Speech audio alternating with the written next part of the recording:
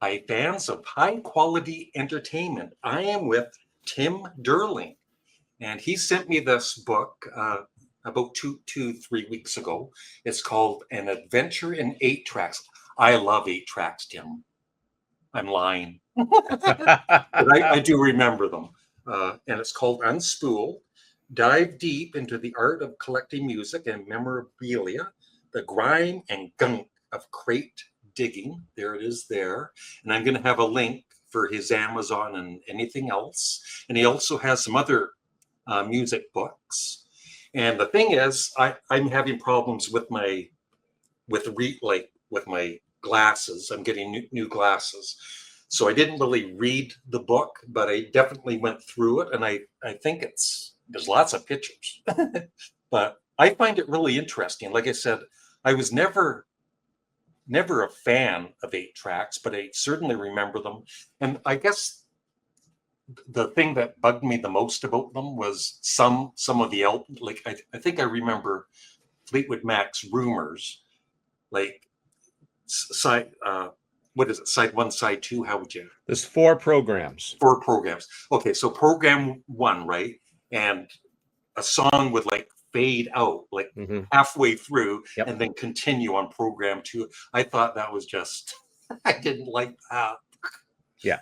So was that pretty common, or? Yeah, absolutely it was, Larry. So the reason for that, and also the reason that a lot of times you'd have an album and the song order would be all mixed up.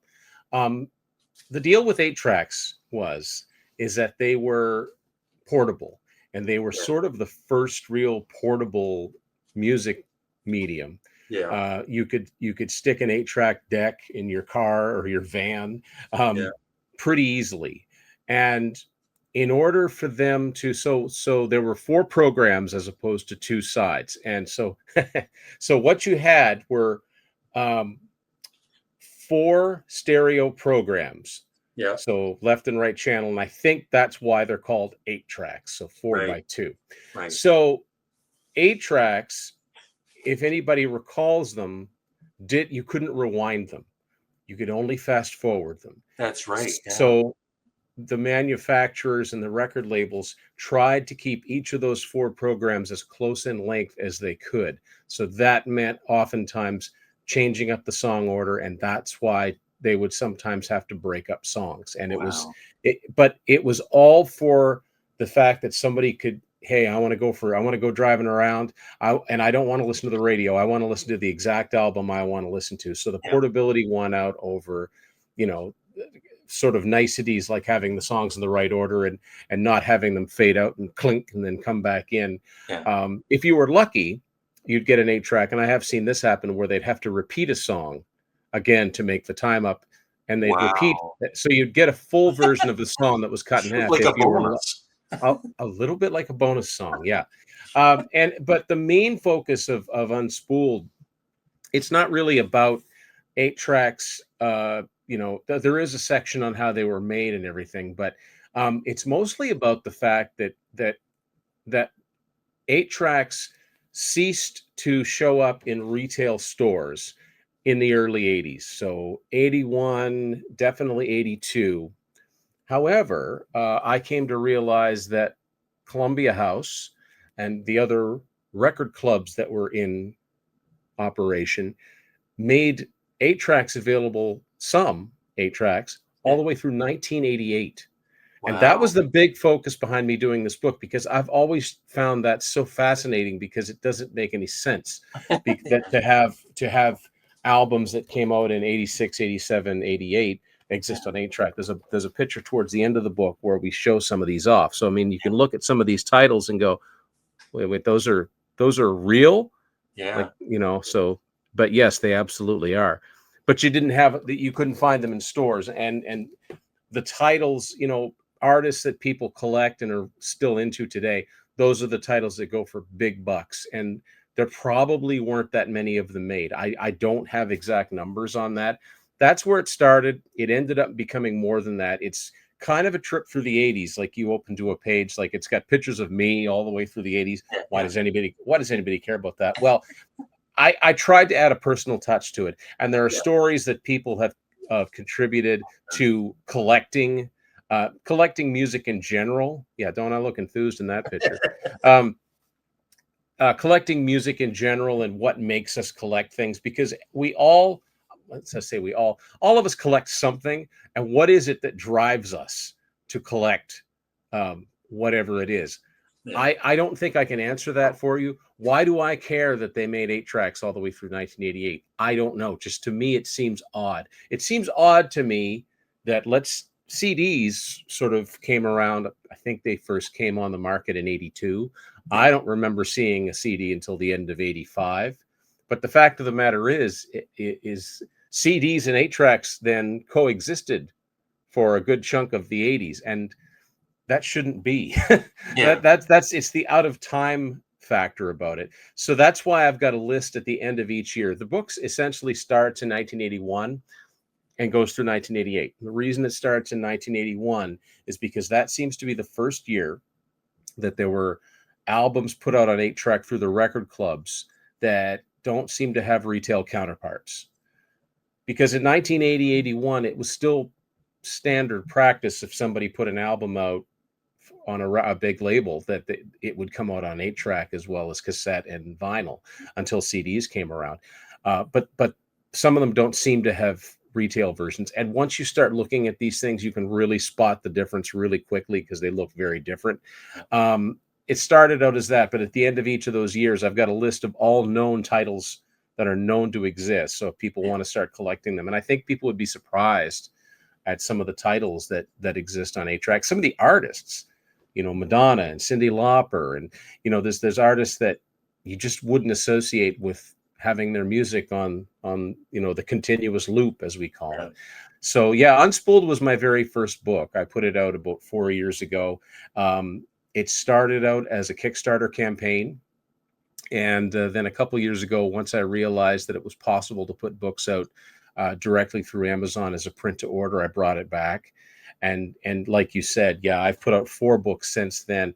Unspooled is very unique in my books. It's not about one band or one artist in particular, but I'm very proud of it. It's a coffee table book, and it's a good book to get for someone that likes music and likes reading about music, but you don't know what to get for them. That's how I describe it. I also describe it as a good bathroom reader. And I don't use that as an insulting term. I use that as a compliment, because those books that stay in your bathroom are books that get read over and over again. So that's how I've described that. It's a full color book. I have to shout out my good friend Matt Phillips from Go North Design. He's helped me with all of my books, but the layout of this book is particularly stunning. And yeah, it's visually cool to look at too. And I think there's some cool stories in here too. You need never have collected 8 tracks or really even been a music collector. If you're just a music fan and you enjoy a good read, I think you'll enjoy Unspooled. You might think 8 tracks, who cares? But you might read it and you might even learn something. You might even learn a thing or two. I try not to teach too much, but yeah, there's a little bit of that in there. Can you show the 8 tracks you have there that you showed me earlier? Yeah, absolutely. Just and Tim plays them all the time. All the time. Never had one break. No, I'm afraid that's not true. I'm just going to grab the ones that are within reach here. So I want to. This is actually pretty good because this will show you the difference between So I'm going to grab the end of my collection because they're just kind of out of reach here. But the ZZ Top. ZZ Top, yeah. ZZ Top El Loco from 1981. This is a U.S. retail copy of this album. Yeah. Looks much like the cassettes did, but the way everything's printed. So that's actually the last one that would have come out just for retail. Now we have Eliminator. Yeah. Now this one's pretty faded. Some people might think that car is supposed to be more orange than that or red. It is. This is very faded. Now what you're looking at here is an RCA Music Service version of Eliminator, which looked very different than the Columbia House versions, which I'm about to show you one of those. And the last ZZ Top 8 track that exists in this format is Afterburner from 1985. Now this is a sealed copy. Nice, yeah. And I was going to ask you if there's any mint. This is a Columbia House copy, so you can see it's very different looking. Yeah. So there's the Warner Brothers logo, and so yeah, that's a fairly recent album to see on 8 track. But So that's some of my collection. I collect the bands that I like, Yeah. and the bands that I like to get on all the formats if I can. The one format I haven't dove into is reel to reel, which is a thing. Yeah. But I'm scared because they're like 200 plus for just standard ones from the Yeah. 70s. So and I know that if I buy one, it'll be all over. I'll have to collect those too. So I don't want to go there. Yeah. And Cheap Trick recently, was it the latest? Was that the album? The latest from 2009, yes, and I have that. And there's a really cool article in the book Yeah. with Kate from Kate's Track Shack, which is a business that buys and sells 8 tracks and also repairs them. But she also had a lot to do with the production of putting that album out. So that was back in 2009, and it's pretty cool that I think I skipped it. If I wasn't looking for it, I would flip right to it. That's how it goes. There's Oh, there we go. Okay, yeah. So that's a picture of her and Rick Nielsen, and then Tom Peterson, Cheap Trick. So yeah, that's a 2009 album that exists, and the guys in Cheap Trick have quite a good sense of humor. They said that when they put that album out, they wanted to have the number one selling something the Yeah. week it came out. So sure Yeah. enough, they had the number one selling 8-track. Yeah, that's funny. Actually, the funny thing is, I am still missing one 8-track by Cheap Trick. Next Position Please from '83. That's very hard to find. Yeah. So most 8-tracks, they're pretty worn. Like when you find them, they're pretty worn. Like and they got bubbles on them and everything. And yeah, the bubbling happens quite easily. You can really tell who took good care of their stuff and who didn't, and who just threw them in their back, their car window and left them in the sun. Like, I mean, this one here was obviously left in the sun, and it's got a fair bit of bubbling on it. And obviously, I try to find ones that are in better shape, but sometimes if it's a particularly rare album, I'll say I'll get that, and then if a better one comes along, I'll replace it, but that'll be a placeholder for it. So, I mean, by this point in time, it's pretty crazy because, with the bands that I like, there's like less than 50 titles out there that I'm seeking on 8-track. And I would imagine about 35 to 40 of those I will never have because they're just they would be too expensive or they just never come up for sale. So there's a few grails out there, but I've done quite well. Like I've got some titles that, through Facebook pages and, just finding other collectors. Hey, I happen to have 2 of this. What do you need? What do you got? So it's pretty cool. And I do like the reaction people have when I post. Like I post every day on social media, something from my collection, and I'll post an 80s era album on 8-track, and I'll get people saying, I had no idea they made 8-tracks in 1985, 1986. And I actually had somebody argue with me that it was fake. And I don't see the point of people do make counterfeit ones, and they play them, they do that to listen to them and on that format.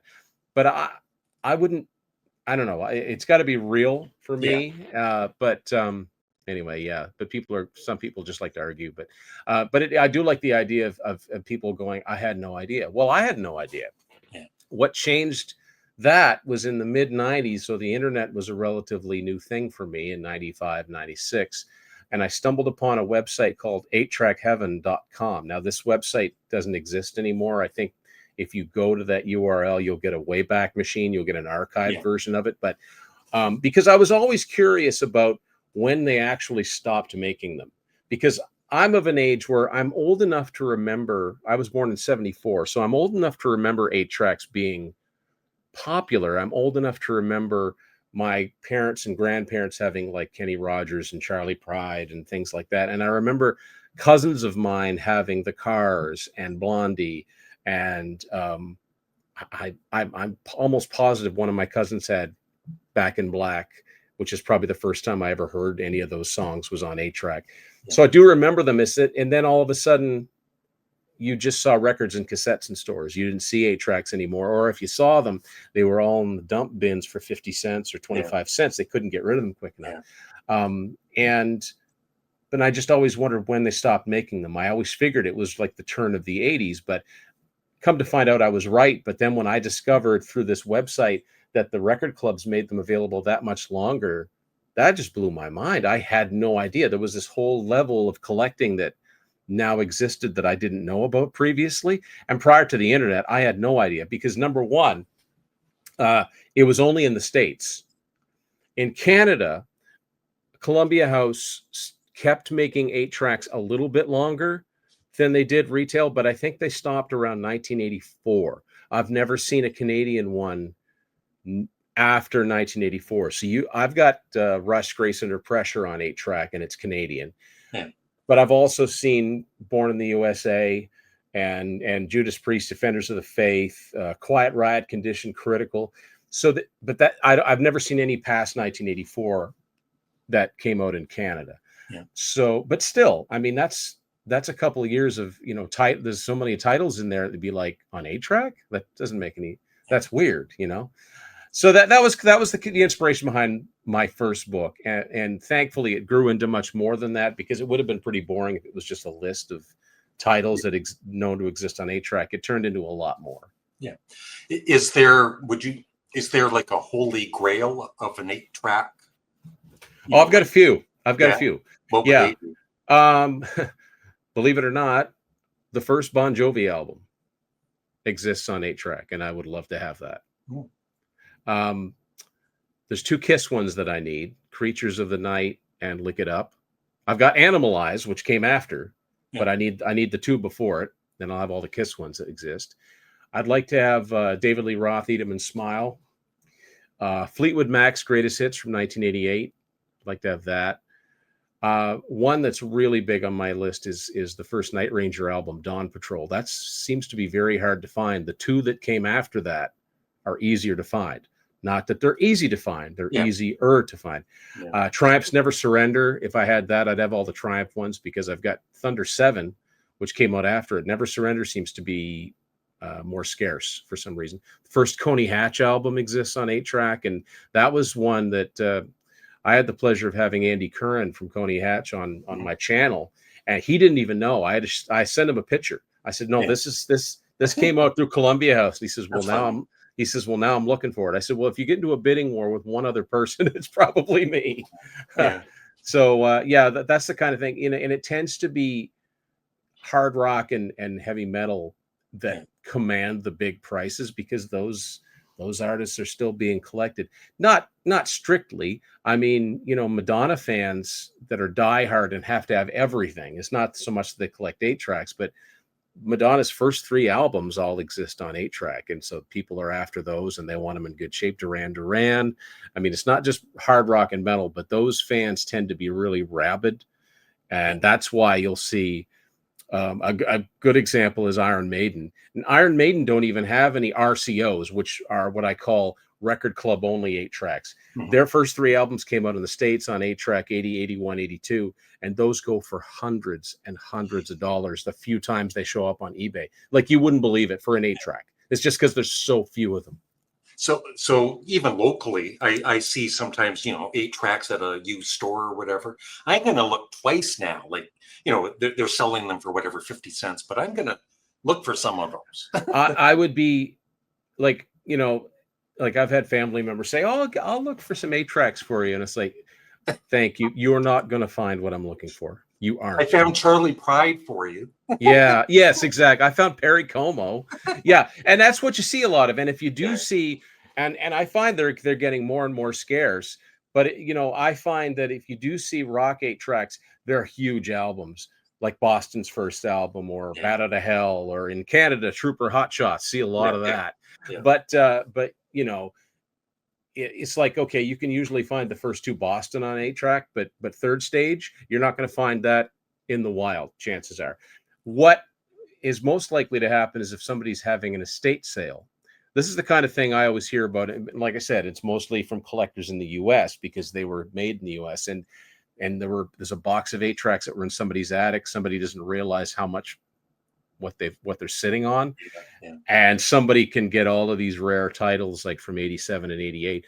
But it doesn't necessarily, just because something came out in 87 or 88 doesn't mean that there's a lot of resale value, because I mean, you could go on eBay right now and find an 87 album by the Statler Brothers for $5. Yeah. It has to be something that's in demand.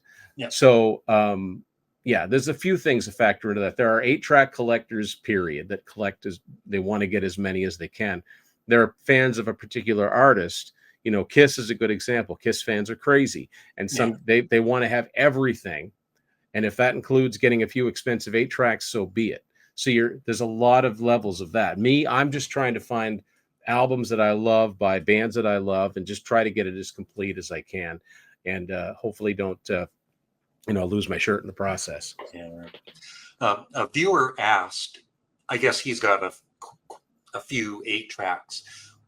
Where could he sell them? Like, what would you suggest for him? Oh, well, I mean, it depends on what they are. I mean, if I knew what they were, I could probably tell him, look, those are really common titles. Yeah. And or I don't know, he could be there could be one that's like, there could be a particular Beach Boys one that's that particular version of it that he has was only out for a month before they withdrew it and put it out with another cover. There's always things like that. Like, for example, now I'm not a Pink Floyd aficionado, but I do know that on their album Animals, yep, there is a section of music that only exists on the 8-track to join one song to the other.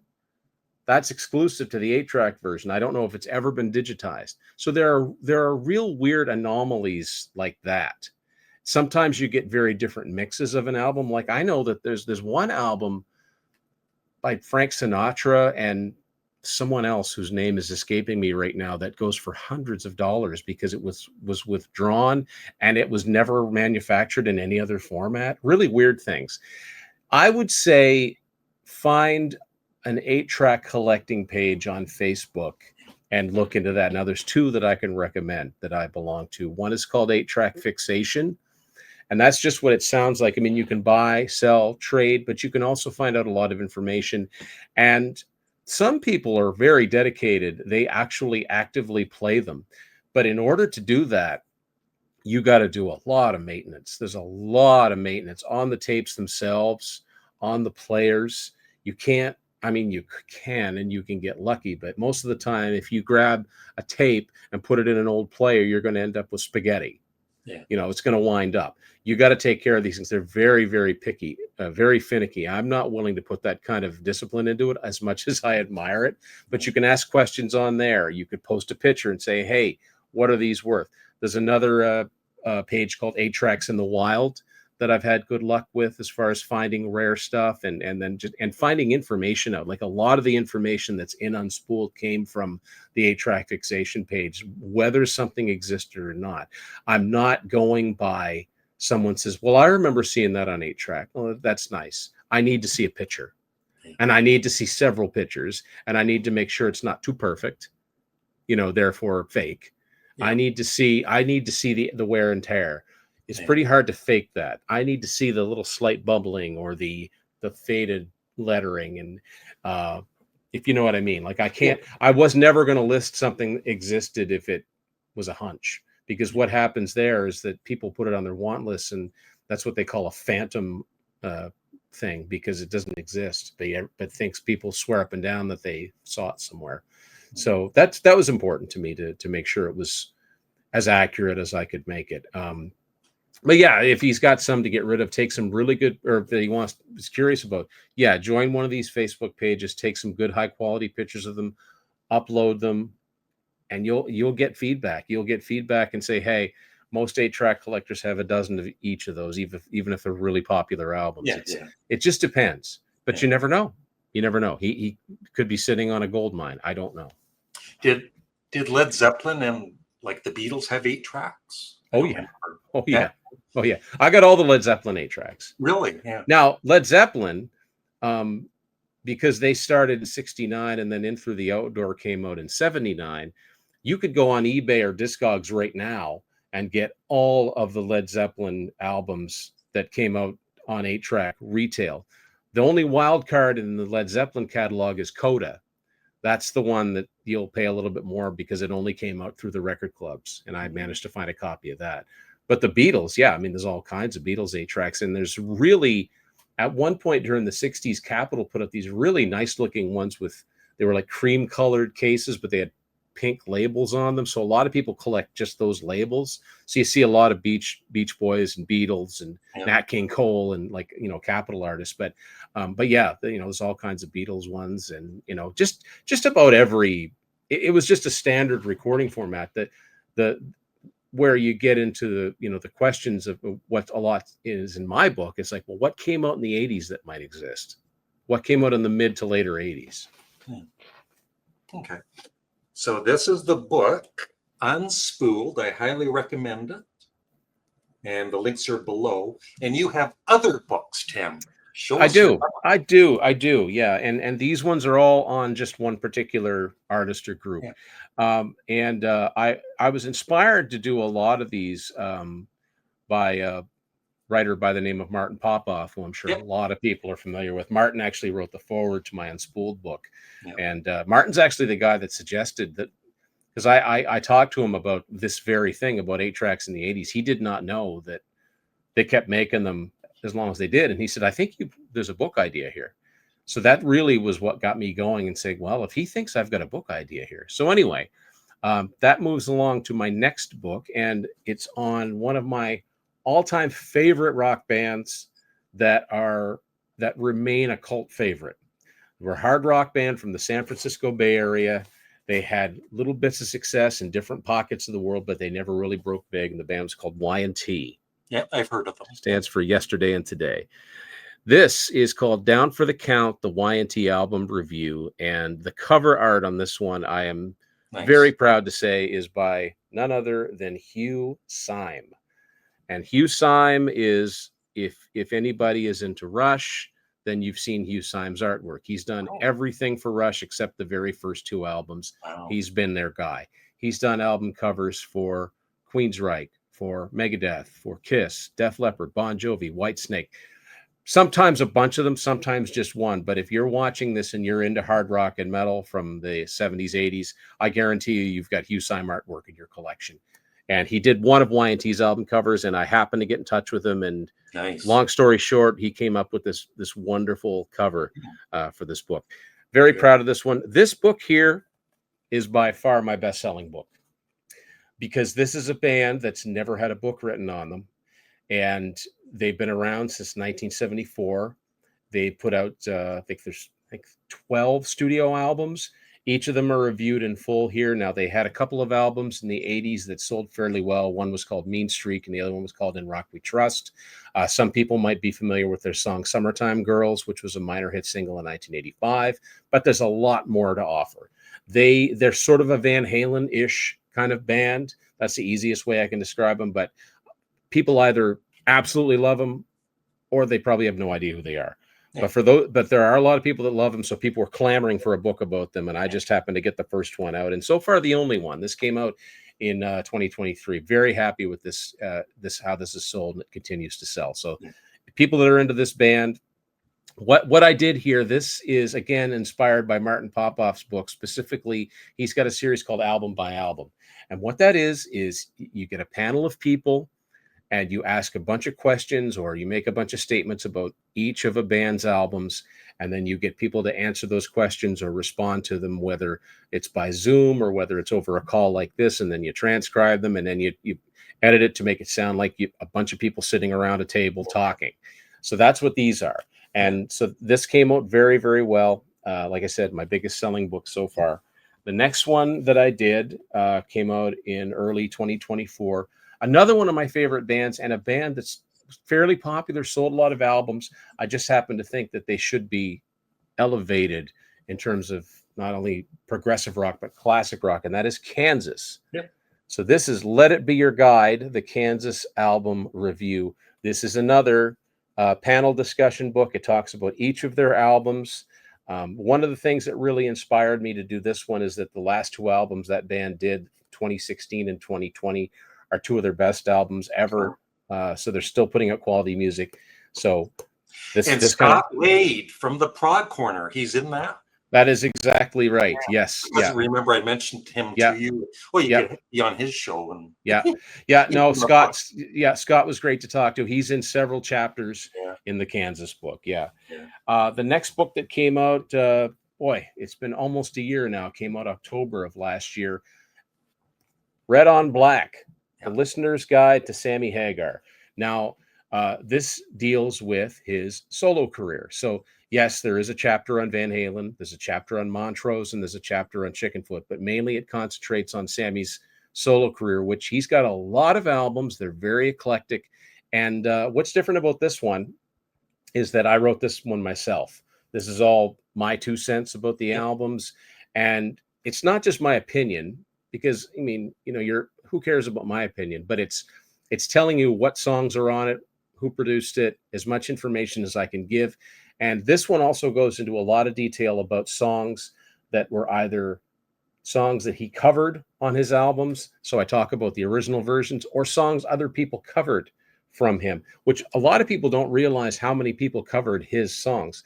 Anybody that's ever liked Rick Springfield may or may not know that one of his first big hits, I've Done Everything for You, is a Sammy Hagar song.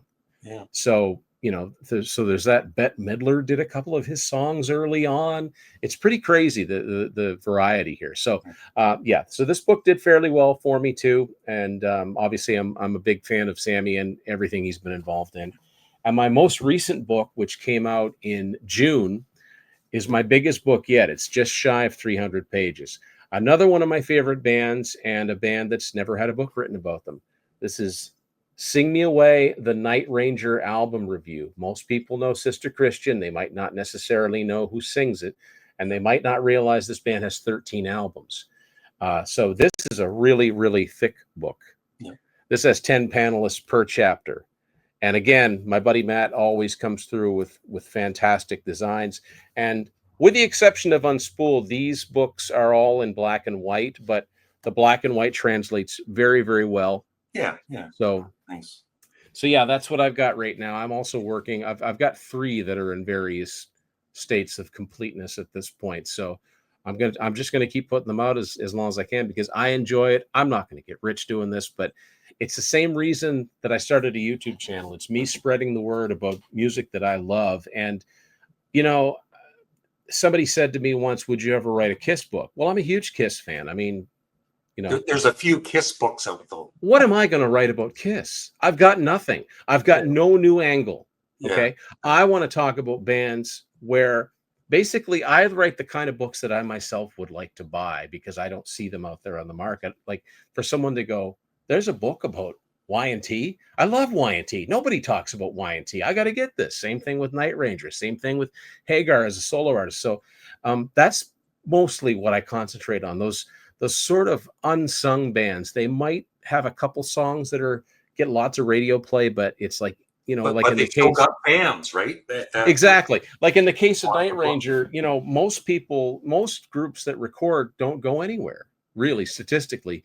Yeah. And most groups would kill to have a song like Sister Christian that's just evergreen and will outlive us all. Right. Yeah.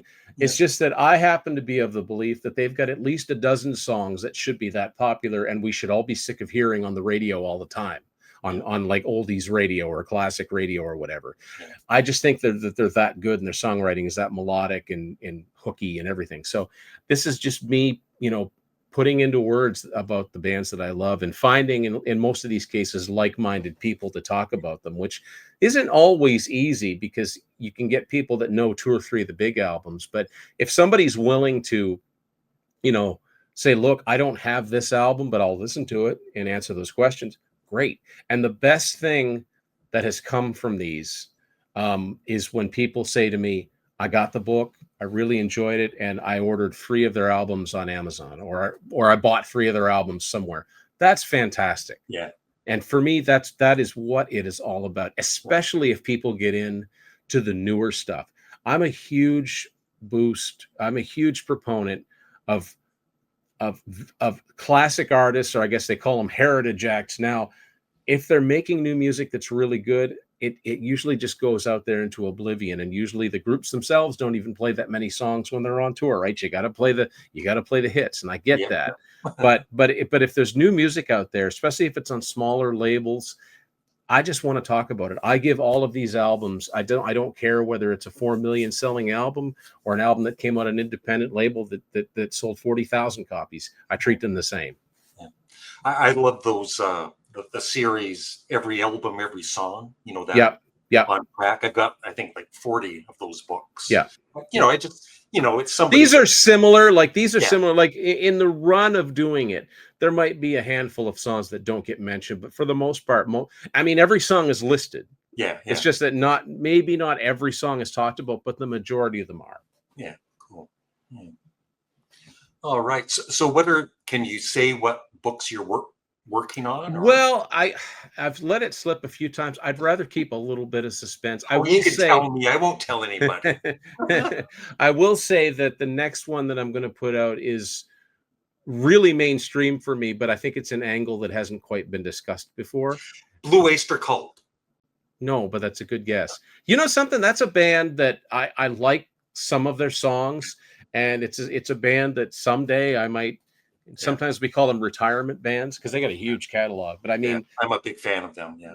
like there are some songs that I call bulletproof songs, and it doesn't matter how many times you hear them. And Yeah. for me, "Burning for You" is one of those songs that comes on the radio. Crank it. Yeah. Yeah. Yeah.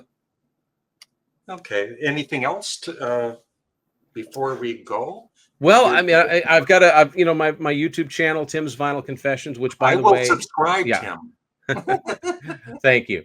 My YouTube channel is named after a Kansas album. They have an album called Vinyl Confessions, so my Yeah. fandom is well on display there, and it's been going since 2014. Yes, that's another thing. The back cover of that Unspooled, that little blurb there is by none other than Donna Halper. And anybody that's a big Rush fan knows exactly who Donna Halper is. I've had the pleasure of getting to know her. If it wasn't for her, none of us would have heard of Rush. She's the one that got them played in Michigan, and and helped get them signed to Mercury Records in the U.S. So she's their big sister. So it's pretty, and she's a really cool person to talk to. And so I've been very fortunate. Like Sean Kelly, great guitar player. He plays with Coney Hatch, Lee Aaron. He's played with a ton of people. Yep. Sean wrote the foreword to my YNT book. I did a cool interview with him about the Night Ranger guitar players. That's in my Night Ranger book. The foreword to my my Sammy Hagar book is by Greg Renoff, who wrote that fantastic Van Halen Rising book that deals with their early years from their formation prior to their first album, because there's a lot of history there that was never really talked about. He also did a great book on Ted Templeman. So yeah, Greg was a great help, and he did a forward for that book. And yes, Scott from the Prog Corner is in my Kansas book, folks. I mean, what more do you need? I did not know he was a prog fan. Oh, huge prog. Yeah, I mean the Prog Corner. So it's it's funny. I've met so many great people in doing these too. That's been another cool thing about it. Yeah. And they've become regular co-hosts on my show. And then when I go to do another book, I'll like, hey, do you happen to like this band? And sometimes they say yes. So, but yeah, I've got and something someone else pointed out to me, and it's just a coincidence, but with the exception of Kansas, everybody I've done a book on is from the San Francisco Bay Area. It's just a coincidence. Like Hagar, Night Ranger, and YNT. You have to do a book on CCR then. Wow, is there? I don't think I have a CCR book in me. I just happen to like a lot of bands from that area. There was something about I don't know, something in the water. But so